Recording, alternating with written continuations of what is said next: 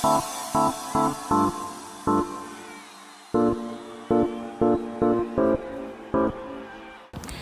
everybody, I am Catherine and I am a transition and wellness coach here in Tokyo.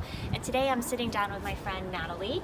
She is a professional organizer and declutterer who helps fellow people in Japan understand what they want to do with the space that they have and the things that they have. And if you are thinking about moving to Japan, one of your concerns is probably about living in a smaller space compared to what you're used to outside of Japan. So we're going to clear up a lot of questions that a lot of expats have about living space and what to do with organizing your things. So Nathalie, thank you so much for being here today. Yeah, thank you for having me. Yes. So can you tell us a little bit about how long you've been in Japan and also how you got involved with doing organizing and decluttering?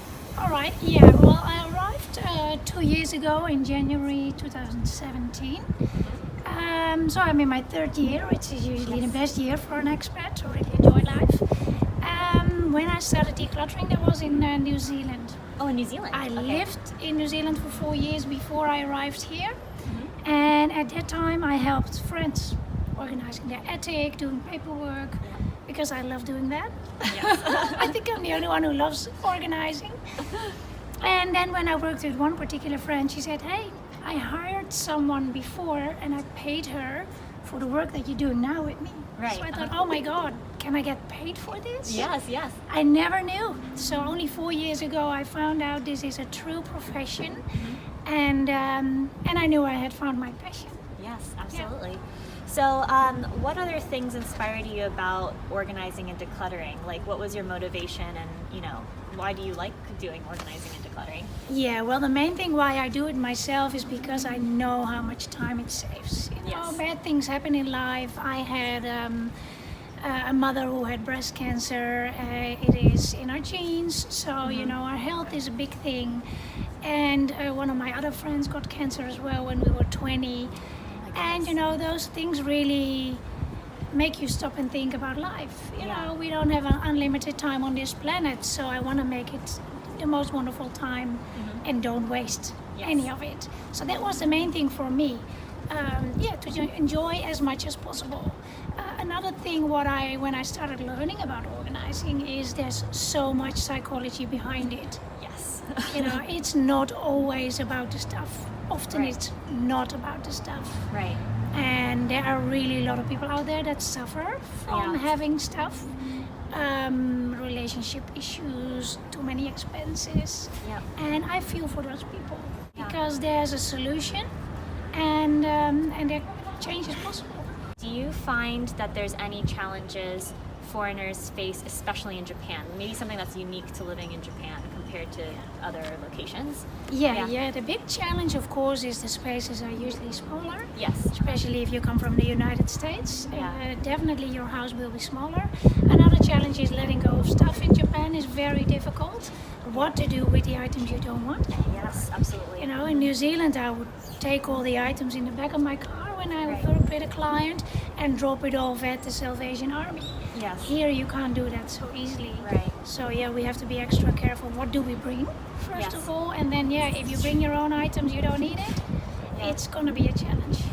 What are the scenarios that people have hired you for in Japan? So what kind of services are they looking for? So obviously organizing and decluttering, but what would you say is the reasoning behind why they've hired you in Japan?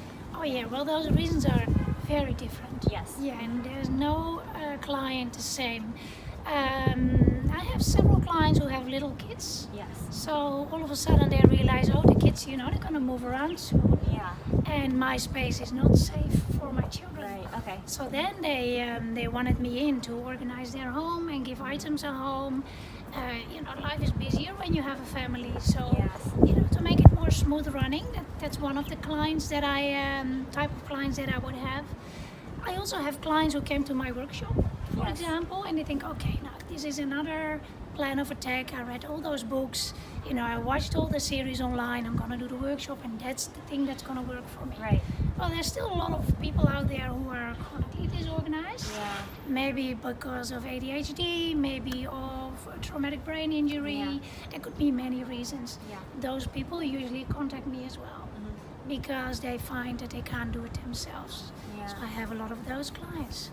And I also have people who just arrive and they really want to enjoy the environment. They want to do all sorts of experiences, but still their stuff is in boxes. Oh yes, you know? that's and you true. can't settle if your They're things just are in procrastinating boxes. about all the things. It's just too much stuff to go through all at once, and then decide what needs a home. So we can kind of help with that initially. Yes, unpacking it, making Yeah. sure that it has a home. Yeah. So whenever you use it, you know exactly where to leave Yeah. it. So you don't have to worry about that. Yeah.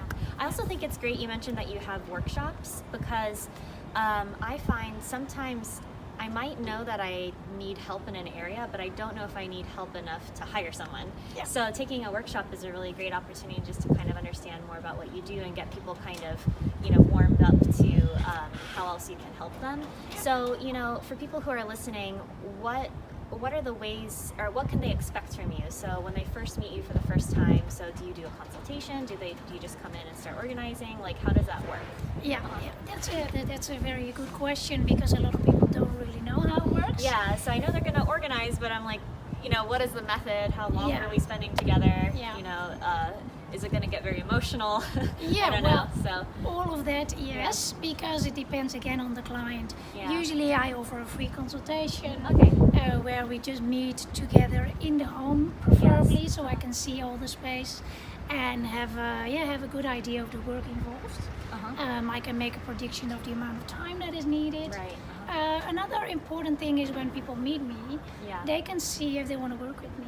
Right. Because it's a very personal thing to, Yeah. open up your drawers. Right. Or show your paperwork. Absolutely. So it's very important that people are comfortable with me.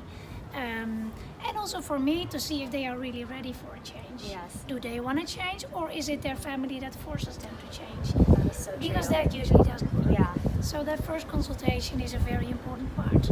The next step would be a first 4-hour session. Okay. Where again it's like a trial. We see, okay, how quick can the client make decisions? Yes. How fast is the work? How many emotions come up? Yes.